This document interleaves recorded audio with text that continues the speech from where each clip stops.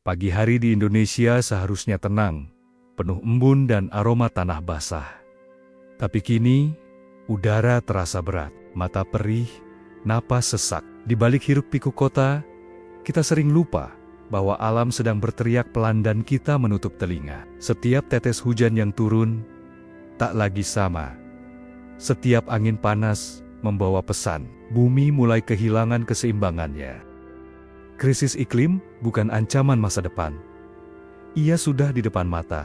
Indonesia, negeri dengan hutan tropis terluas di Asia Tenggara, kini berada di persimpangan, di antara keindahan dan kehancuran, di antara harapan dan kelalaian. Pertanyaannya sederhana, apakah kita masih sempat memperbaikinya?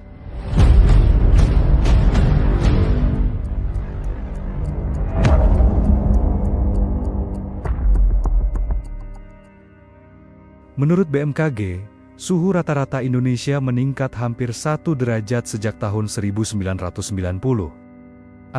Angka kecil yang membawa dampak besar. Musim hujan datang terlambat, kemarau datang lebih panjang. Hujan bisa turun deras tanpa peringatan, menenggelamkan kota dalam hitungan jam.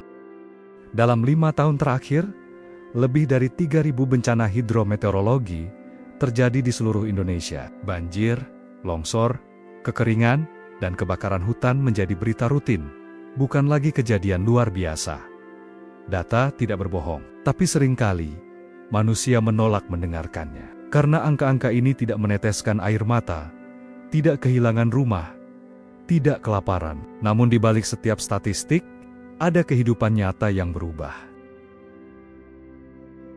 Krisis iklim punya wajah petani yang memandangi sawahnya retak tanpa air. Wajah nelayan yang menatap laut, tapi tak bisa melaut, karena badai datang lebih sering. Wajah ibu yang menggendong anaknya, menyeberangi genangan air yang tak pernah surut.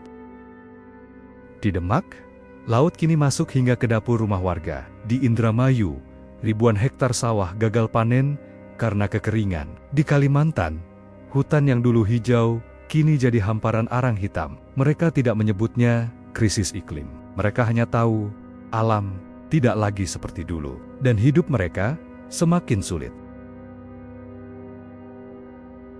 Kita sering bilang alam sedang marah, tapi mungkin ini bukan kemarahan. Ini reaksi alami dari bumi yang kita sakiti terlalu lama. Hutan dibakar demi lahan sawit, gunung dikeruk demi nikel, sungai ditimbun demi pembangunan. Semua atas nama kemajuan, tapi dengan harga yang tak pernah kita hitung. Setiap kali kabut asap menyelimuti langit Sumatera, anak-anak batuk di sekolah, setiap kali sungai meluap di Kalimantan, rumah-rumah hilang terbawa arus.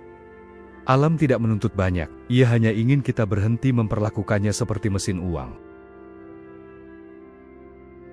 Di kota besar, krisis iklim punya bentuk lain, bukan banjir besar atau kebakaran hutan, tapi panas yang membakar kulit dan udara yang sulit dihirup. Permukaan jalan memantulkan suhu hingga 50 derajat. Pohon ditebang demi parkiran, udara digantikan oleh asap kendaraan.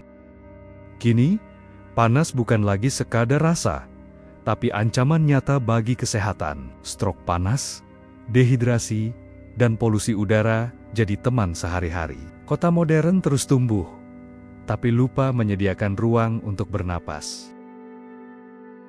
Di tengah kegelapan ini, ada bentuk perlawanan baru. Bukan dengan senjata, tapi dengan gambar, warna, dan pesan. Para seniman, desainer, dan anak muda menggunakan budaya visual untuk mengguncang kesadaran. Satu mural bisa menyampaikan 1000 kata, satu poster bisa menggerakkan ribuan hati. Karena seni punya kekuatan yang tak dimiliki data. Ia berbicara langsung ke nurani. Di tengah semua kekacauan iklim ini, ada satu hal yang membuat kita tetap punya harapan.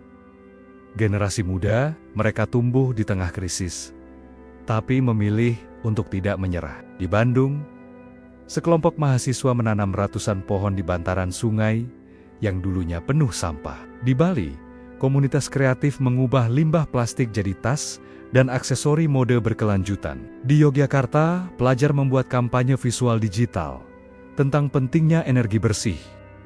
Mereka sadar, dunia ini mungkin tak lagi sempurna, tapi justru karena itulah, mereka merasa terpanggil untuk memperbaikinya. Mereka menggunakan apa yang mereka punya, kreativitas, internet, dan semangat. Di tangan mereka, isu lingkungan tak lagi membosankan. Ia menjadi tren, gaya hidup, dan gerakan yang keren untuk diikuti. Mereka menolak berpangku tangan. Mereka menolak menunggu keputusan besar dari pemerintah. Karena mereka tahu, perubahan besar justru dimulai dari langkah kecil. Dari seseorang yang peduli. Dari seseorang yang berani memulai.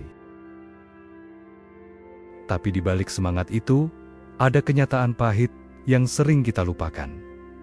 Krisis iklim tidak berdampak sama bagi semua orang. Mereka yang hidup sederhana, yang menjaga hutan dan laut, justru yang paling menderita. Di Papua, masyarakat adat kehilangan lahan karena pembukaan perkebunan besar. Di pesisir Kalimantan, nelayan kecil kehilangan rumah karena abrasi laut. Ironisnya, mereka bukan penyebab dari semua ini. Mereka tidak menebang hutan secara masif, tidak menghasilkan emisi besar, tidak membangun pabrik yang mencemari udara, tapi mereka yang paling dulu menanggung akibatnya. Itulah mengapa kita perlu berbicara tentang keadilan iklim, bahwa menjaga bumi bukan hanya soal teknologi atau kebijakan, tapi soal keberpihakan pada manusia yang selama ini menjaga alam dengan tenang, tanpa pamrih. Keadilan iklim berarti mengembalikan hak suara mereka yang terpinggirkan, memberi ruang bagi kearifan lokal yang telah terbukti menjaga bumi selama ratusan tahun. Karena mungkin, solusi terbesar untuk krisis iklim tidak datang dari gedung tinggi atau laboratorium megah, tapi dari desa-desa yang tetap setia menjaga alam di tengah dunia yang terus berubah. Di tengah berita buruk yang tak ada habisnya, kita sering lupa bahwa masih ada banyak hal baik yang terjadi. Di berbagai daerah, warga mulai bergerak tanpa menunggu siapapun. Di desa di Jawa Timur, warga membangun pembangkit listrik tenaga surya sederhana. Di Sumatera Barat, komunitas ibu-ibu membuat kompos dari sisa dapur. Di Jakarta, anak-anak muda membuat gerakan daur ulang digital untuk mengajak masyarakat mengurangi sampah plastik. Mereka membuktikan bahwa perubahan tidak harus besar untuk bisa berarti, bahwa langkah kecil, bila dilakukan bersama, bisa menciptakan gelombang besar. Dunia mungkin sudah panas, tapi semangat manusia yang mau berbuat baik masih jauh lebih hangat. Perubahan iklim memang tidak bisa diatasi dalam sehari, tapi setiap hari kita punya kesempatan untuk memilih apakah kita ingin menjadi bagian dari masalah atau bagian dari solusi. Krisis iklim adalah cerita tentang kehilangan, tapi juga tentang harapan. Tentang bagaimana manusia belajar kembali menghargai hal-hal kecil. Embusan angin, suara burung, bayangan pohon di tengah panas. Mungkin kita tidak bisa menghapus semua kesalahan masa lalu, tapi kita masih bisa memperbaikinya. Satu langkah, satu aksi, satu generasi. Bumi ini tidak butuh diselamatkan. Yang perlu diselamatkan adalah cara kita memperlakukannya. Karena bumi akan tetap ada. Hanya pertanyaannya, apakah kita masih ingin hidup di dalamnya dengan damai? Jadi, mulai hari ini, jangan tunggu orang lain. Lihat sekelilingmu, lakukan yang bisa kamu lakukan. Dan percayalah, perubahan besar selalu dimulai dari hati yang peduli.